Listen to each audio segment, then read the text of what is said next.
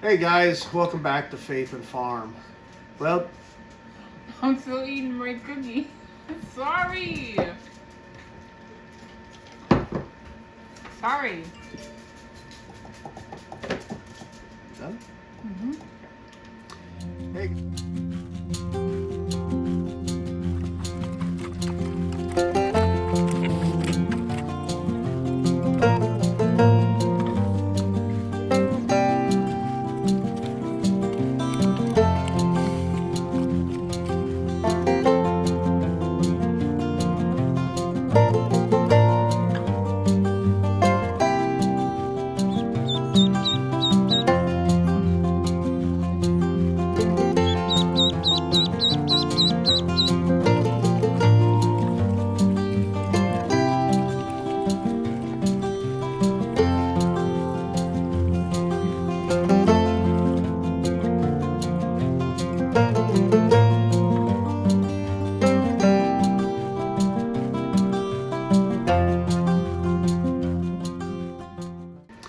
Hey guys, welcome back to Faith and Farm.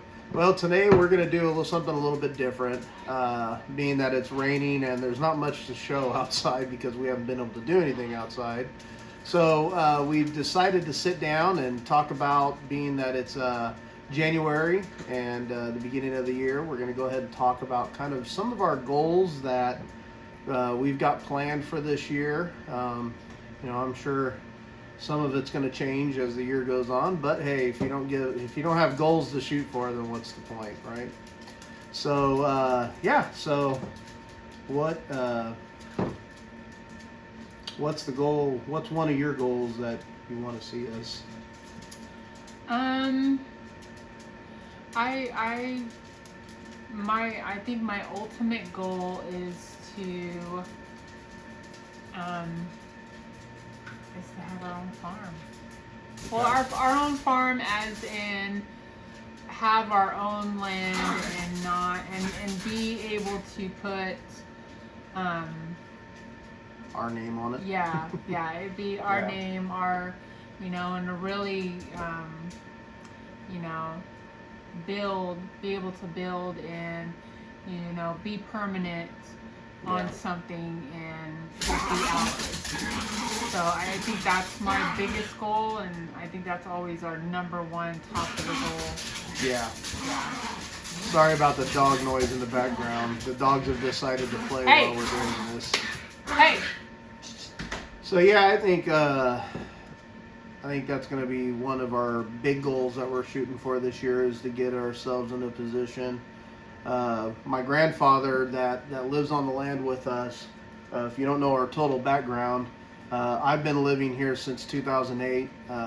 Moved in on my grandparents' property and to help them. My grandfather at this time right now is 94, and my grandmother passed away last year. That's April. So last April. So he's not getting any younger, and he had cattle out here. If you go to some of our first videos, we show the cattle. But since then we've went ahead and sold the cattle because a lot of our fencing is just not good, and was going to take a ton of money to fix it and all that. So we decided to get rid of the cattle. So I've been sitting here, I've been on this land since 2008, helping them with all that, and of course Katie and I got married in 2016, and we've been building our own little farm. So I think it will be nice to be able to go ahead and be in a position, to be able to put our name on a piece of land and start our own, our own ranch. Put down So roots. yeah, definitely. So now that we knocked the big one out of the way, I think let's start with our meat chickens, being that that's kind of one of the main things that we've been doing. I think this year we've talked about doing farmers markets. We've done a little bit of legwork with finding out where we're legal on the aspect of being able to sell our chickens. Here in our state of California, as long as you are not selling over 1,000 chickens, your chickens are safe. So we're able to sell our chicken meat because we're not selling more than 1,000. So I think we're gonna try to push to do farmers markets and be able to sell our chicken. So I know, talking with Katie, I think our plan this year is probably to get our first order coming in February. And we're going to be doing 30 to 40 chickens a month. So we found that doing smaller increments is more manageable yeah, than doing 100 plus birds at a time. yeah, And it doesn't take as much work. It's a lot less work, I'm sure. yeah, And, we're able to keep them in a small brooder, able to keep them in the A-frame, and keep the electric netting around them, but it not be such a big ordeal as 100 versus 30. right. Yeah, so that's what we're shooting for, starting in February, is bringing in about 30 to 40 birds every 4 weeks. And then of course processing them every 8 weeks as we go, so that way we've got a consistent amount of birds coming in. Now, one thing we are trying, actually, at this moment, last weekend Daniel and I went to a sale, and they had some red broilers there, which some people call them red Like Rhode Island Red? no. Anyways, can't remember the names of them, but yeah, they're the red broilers. And so, watching YouTube and all that, we've heard through the grapevine that supposedly they taste better than the Cornish crosses, which is what we've been doing. So they had a ton of them there, which we found out that it was a company that has a big farm, and that's what they do, is the red broilers. And these are kind of their rejects that didn't make the weight that they wanted, which we're okay with that because we're just wanting to try it. So what we did is we went ahead and partnered in with some friends of ours, with Nate's Chicks, because they're kind of thinking the same thing. They might want to add that to theirs. So we went ahead and partnered in and got 18 of them and brought them home, and we have them in our chicken tractor out on pasture right now. We're going to grow them out for 2 or 3 weeks and give them our feed, which the feed that we use is Freedom Broiler from King's Feed, and we've really been happy with that feed. And we're not getting paid by them or anything. Not that we're that big yet. But it's a non-corn, non-soy based food, non-GMO, and we've been really happy with it with our Cornishes. So we're gonna feed them out for about another 2 or 3 weeks. That'll get our feed in them and get them some of the nutrients that we want. And of course, they're out on pasture right now, so they're eating grass and trying to stay dry in our chicken tractor. So that's one thing that, and if we like it, once we try it, if we really like the meat, we could tell a big difference in the meat and all that, then I think we might try to add some of those to our mix of the chicken that we bring in, and then we'll be able to sell them probably as more of a premium type bird, because they do cost more to get, being that we can't get them from our local hatchery that we like to use. So so that's I think our goal with our meat chickens. Mm-hmm. Now we're gonna do something a little bit different this year with our layers. You wanted to talk about that, or about running them out here? Yeah. So with our layers, what I'm going to do is, and I'll show some videos of this. I'm taking an old trailer that we have out here that my grandfather had, that's just sitting out there and wasting away, and I'm going to modify it and turn it into a big chicken house that I can move around. And so we're going to go ahead and take our layers and put them out on pasture, and of course put our netting, our electrified netting around them, and that way they can be out on pasture, a lot more greener grass than what we have in our backyard right now, because there's no grass. with all the mud and everything. And plus, we're tired of chickens being in our backyard. And anybody that owns chickens understands why.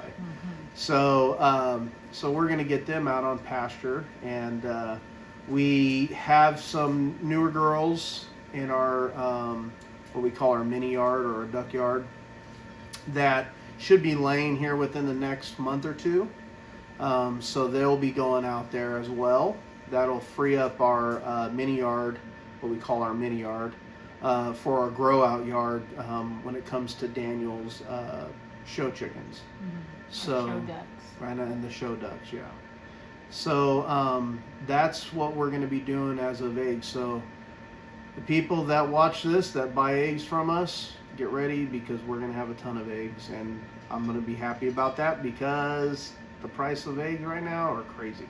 And we're cheaper than the grocery store. Right, we can finally say yeah, that. We're cheaper. When we started selling eggs, we felt bad. I felt bad because we were pricing ours like higher than a grocery store, and I thought, well, no one's ever going to buy these eggs. You know what I mean? But now we're cheaper than the grocery store, so we're happy about that. And we're getting maybe about 4 dozen a week. Yeah, right now They've backed off a lot. Yeah. Yeah, in the spring and summertime, we were getting right around 9 dozen a week. Yeah. So we take those to church on Sundays, and we've got our faithful few that hit us up. Now that it's kind of slowed down, and everybody's trying to find eggs, we get practically tackled as soon as we walk through the doors. We've had quite a few people reach out and want to buy eggs. Like especially the week before Christmas, they couldn't find eggs. With the egg prices, and now our girls want to go on strike and. Yeah, well, I think a lot of it has to do with the rain. I think the rain kind of knocks them, for a loop a little bit. Or they know their worth. Yeah, exactly. They kind of walk with a little bit of a strut. Yeah. So that's what's going to be going on with our egg layers. I'm excited about that because then I get my backyard back, and there's not chicken dung everywhere. So I'm happy about that. So let's move on with turkeys. So I took a gamble, but I purchased a couple of turkeys this last weekend. I know where the turkeys came from, so that's really kind of the only reason why I did buy them. It actually came from our friends with Nate's Chicks. He had a couple of red bourbon mixed turkeys.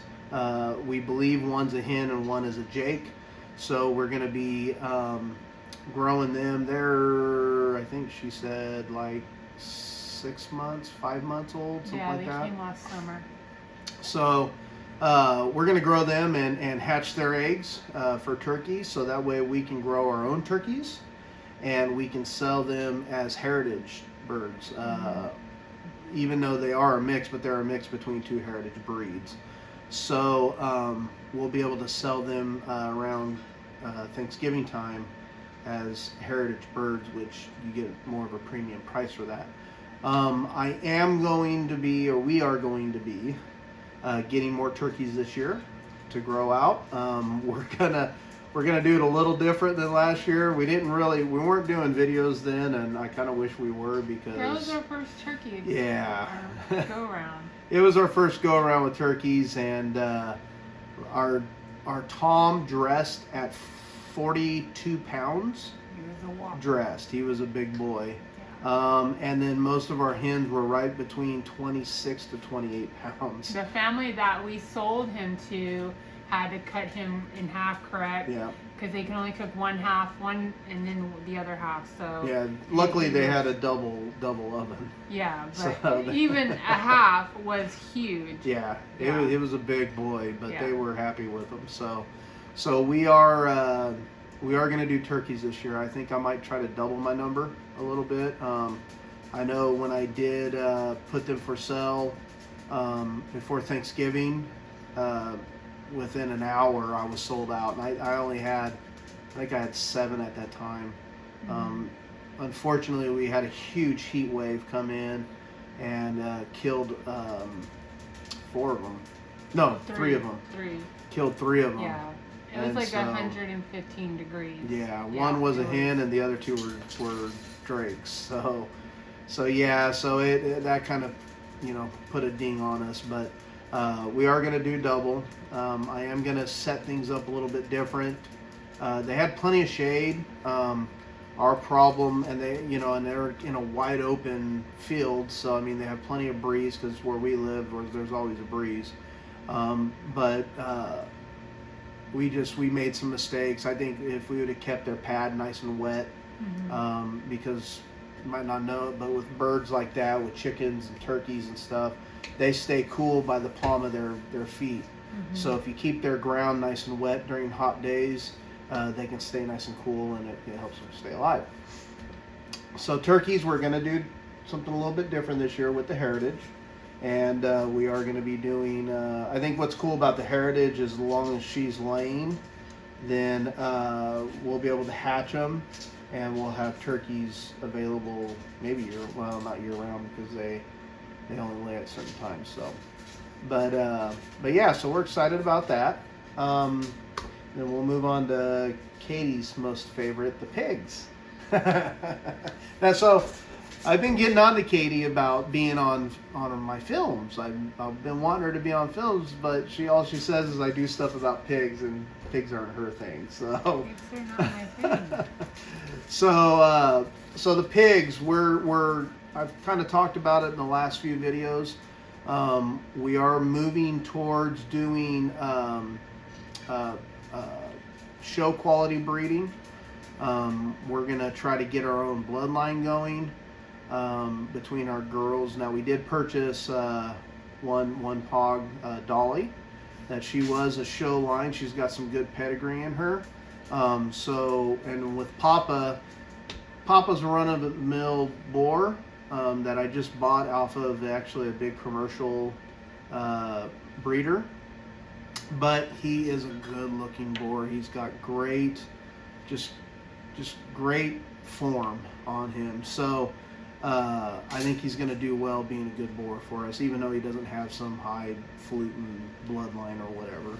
So we are going to be doing that with him and Dolly, and with Paprika. Now Paprika is not a show quality pig, but she did have Penelope, and Penelope is a beautiful, beautiful looking little piglet. And Paprika grew fast. Yeah, she did, and she's big. She's getting big, and I like the way she looks, even though she just looks like a normal pig. But she did have Penelope. So Penelope is being shown this year. I will be filming some of that by some friends of ours with our 4-H club. We're super excited about. I'm super excited about it. I'm excited too. just to see how she does. I'm not big on going in and getting in with the pigs. Yeah, I don't blame you. It's only fun sometimes. Not now with all when we mud. bottle fed them, when we bottle fed Penelope, I was involved in True, that. very true. That was fun. True. When they're babies, they're cute. Yeah. But so Penelope's going to be shown as a breeder at our local fairs. So we're excited to see that. We might have another person that might be interested in one of Papa's and Olive's piglets. They might be taking one of them for show too, so as a market hog. So that should be interesting if that works out. Our little boar that we had is gone. We sold him this last weekend, and he went to a good home, and he's already with his new girlfriend that he's going to be able to hopefully make babies with. So I didn't know they had another pig. yeah, they had a little gilt. Alright. So that's why they got a little boar, so that they could make Have babies. Bacon seeds. Little bacon seeds. So yeah, so that's going on, and then of course we've got Patty growing up. She's here within the next couple months. She's going to be going in with Papa too, to breed, and she's going to be one. I want to say like in June or May May. She was one, and she's going to be one in May. So we'll probably get her in somewhere around April to go ahead and get in with Papa, depending on her size. But I think she'll be ready. So the rule of thumb from what all my reading and watching YouTube I've done, the rule of thumb is to have piglets after they're 1 year of age. So that's what I'm kind of looking for. Yeah, so with the pigs, it's kind of a new adventure. Um, uh, my family always said that I'm a ready, fire, aim type person, and that's what I am. When I see something I want to do, I jump in head first. So he jumps in the deep end. Me, I'm tiptoeing in the water on the steps on the side. He jumps in, splash and all. I'm that kid that does a cannonball right in front of her. Yeah. So, but no, I mean it's a good thing. It's not a bad thing. You know, you make mistakes, but you learn from them. So, which I've done. We've had chickens since 2018, and we're still learning different things about the chickens that we didn't know before. So it's you never stop learning. For sure, Yeah. especially with farming, because there's so many variables, you know. But don't let that scare you, because I mean, if you've got 1 acre of land, you can do almost pretty much mostly what we're doing. You might not be able to have 8 or 9 hogs, but you can at least have 2 or 3. You know, you can have your meat chickens, you can have your egg layers, you can have all your meat. If you like rabbit, you could do rabbits. I mean, you can have all your meat pretty much at your house and not have to worry about going to the grocery store for that kind of stuff. You can have, if you have an acre, you could have enough room to have a real nice vegetable garden, and some berries and stuff like that. So don't let that scare you off, because it's nothing but a little bit of hard work.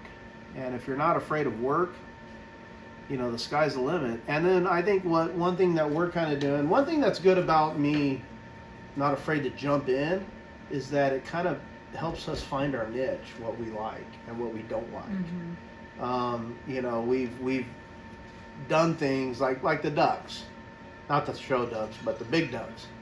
We found out we don't want to do ducks ever again. As soon as these ducks are gone. If you remember the first time you got chickens, he just went and got them. We had already talked about it. We had already decided we were going to get chickens, but Daniel wanted him and Daniel went to Tractor Supply one day and came home with a rooster and 8 little hens, little chicks, and I thought I was going to lose it. Like, what in the world are you doing? I'm not ready for this. But I think it's a good balance, I know, with us as a couple, because he jumps in, which kind of brings me out a little bit, and so I have to, okay, all right. Right. But like you said, we've also, it's been a learning process with him jumping in, like, okay, that doesn't work for us, so let's try something else. And then on the shoe on the other foot is, I'm ready to, hey, when you're married, you got to talk. You got to communicate. So, I'll go to Katie. Hey, I'm thinking about this. What do you think about this? And she's like, I'm not ready. If it was up to me, we'd have goats.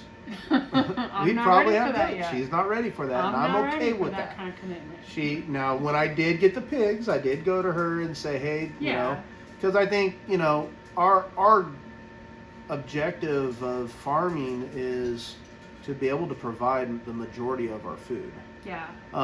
If you're not able to have cattle, chicken only goes so long. We can only eat so much chicken. Yeah. I love the chicken. It tastes awesome. It's way better than your store-bought stuff. But you can only eat chicken so much. So, the next best thing would be pigs. And to be honest, pigs are probably one of the easiest things to do. They're not hard to take care of. All you need is a strand of hot wire and a little shelter, and be willing to go out there and feed them every day. They're not hard. That's the thing, is you got to be willing, because it's work. Yeah. I mean, there's times that he comes home and comes inside, changes, and he's back outside doing stuff, and he'll come in maybe an hour and a half later, when it's ready, time to eat, and it's work. So it's work, but when it's your passion, it's not. Yeah. I mean, physically it's work, but I sit in an office all day. I'm an architectural draftsman, so I'm sitting in front of the computer all day, drawing or writing contracts or talking on the phone to subcontractors and whatever. I'm ready to go outside when I get off work. So to me, that's kind of my happy place is outside, walking in the field, and just being outside, and that's, to me, I think as a man, maybe women are the same way too, but as a man, there's something about that, just getting outside and just enjoying being outside when you're cooped up all day inside. So yeah, so with the pigs, that's our goal. I'm playing with the idea. We're having a really hard time finding anybody that's USDA in California. And finding USDA in California is a really tough thing to do. I found the place that will harvest the pig and skin it and gut it and all that good stuff. But I'm having a hard time to find a USDA butcher who could do all my cuts and all that stuff. The one place that I did find, they wanted 30 pigs at a time. I'm not ready for that. Well, because in order for us to sell our pork, we have to have it wrapped and packaged and good to go from a USDA, from USDA, yeah. From a USDA place that pretty much they have to hire the USDA to stand there and watch them. Sounds like the government. So anyways, so that's our goal with the pork.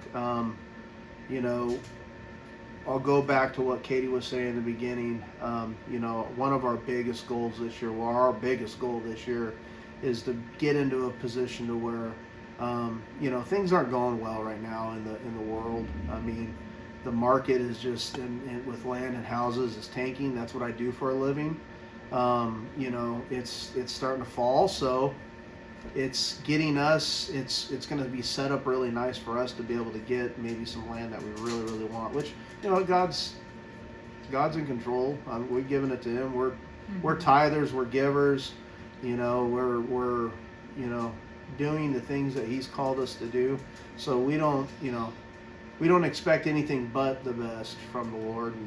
And so I know we are going to find the land that's for us, but we just have to be patient at times. And that's, if anybody knows me, I am one of the most least patient people. Even though my boss just told me today that I have the patience of Job. I was like, but he was talking about my drawing, having to draw.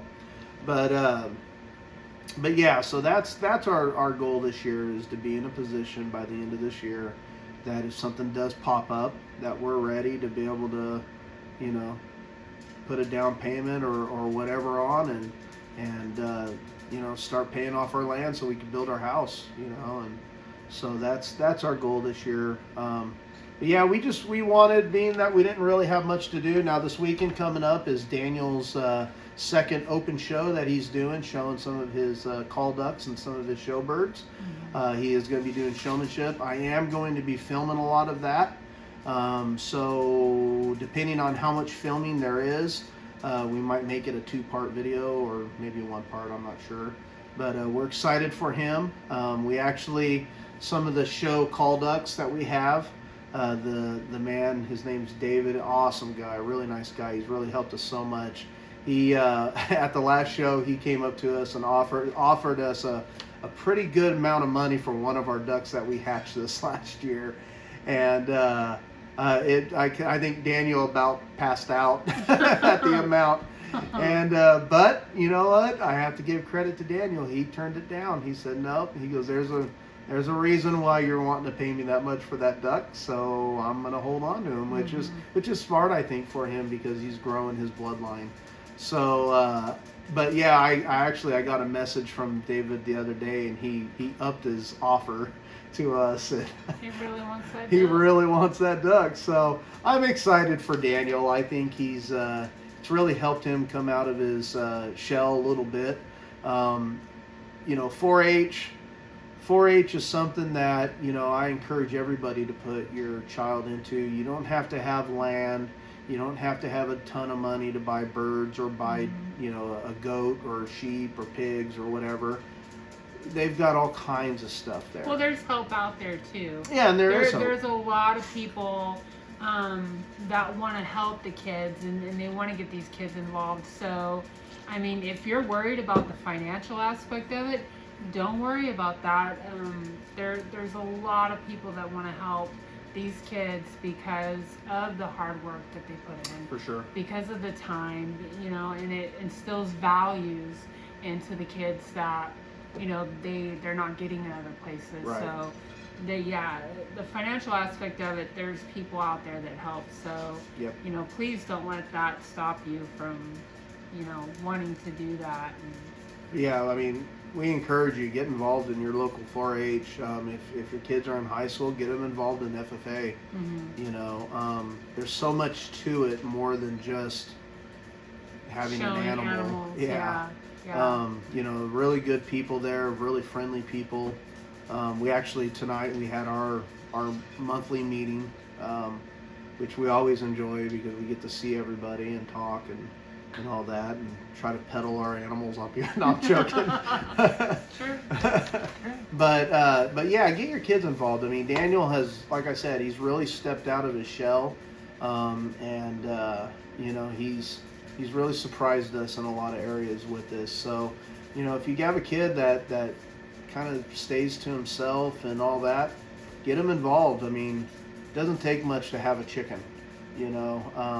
Most municipalities will allow you to have so many chickens even if you are in the city. Look into it. It's definitely worth it. So, but yeah, we're excited for Daniel with this show coming up this weekend. We're excited for him this year. Now that we've kind of got the reins of it and we know the know-how of how to do a lot of this kind of stuff, and he understands it a lot more too. His goal this year, he told me, was to do better in showmanship, which is a huge part of 4-H, and to be able to, he said, try to get at least second place. That kind of made me laugh. To me, I've always been first place or nothing. So, but that's okay. That's Daniel. So, to me, him trying hard, him working hard means the world to me. So, but anyways, guys, we just wanted to. Do you have anything else you want to talk about? No cooking videos coming up, or we were gonna do a lard video. Yeah, maybe a lard video. I still got a bunch of lard in there. Yeah, we'll have to do a lard video showing you how we render down our lard. So we've got a ton of it. I mean, we've done 5 pigs this year. Yeah, and most people, the pigs that we either sold or used for something like the wedding and the hootenanny, we kept the leaf lard, so we have probably 6 pigs worth of leaf lard. 5 pigs. 5 pigs worth of leaf lard. So, and one side of the pig, one leaf lard is probably 1 freezer gallon size bag. So yeah, I mean, we've got a lot of fat. Yeah. We've got a lot of fat. So we're gonna have to. We'll do a video and show you how to do that because man, they really push the aspect of lard being unhealthy, but I mean, you do your own research on it. Yeah. Lard, of course, everything in moderation is a great thing. I don't want you to go out and grab a gallon of leaf lard and eat it. Lard milkshake. Make a lard milkshake or a lard sandwich. But it's really good. It's really healthy for you. It's got a lot of omegas. It's got a lot of just great stuff in there. So, and we've been starting to use lard for a lot of. She's been using a lot of lard for her cooking, and I think one of the best pie crusts I ever had in my life. Yeah, was with the leaf lard that she did, and man, it was amazing. How to do that. So, anyways, well, guys, if you've stayed this long, we appreciate it. We appreciate you, the support. If you haven't, hit the like button, please.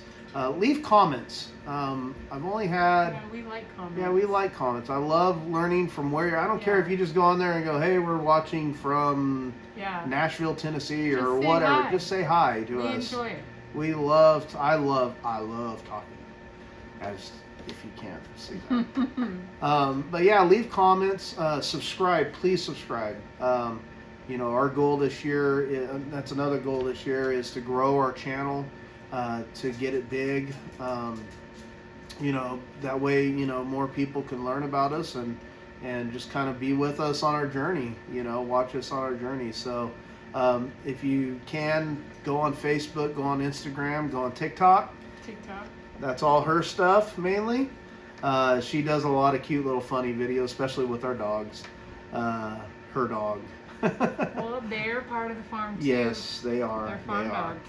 So just go follow us on that. Say hi on that if you like.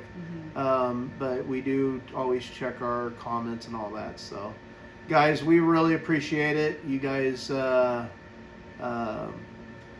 that you guys are having a good first of the year. And stay tuned. We've got a lot of stuff coming, guys. Have a wonderful day. See ya. See you on the flippity flop.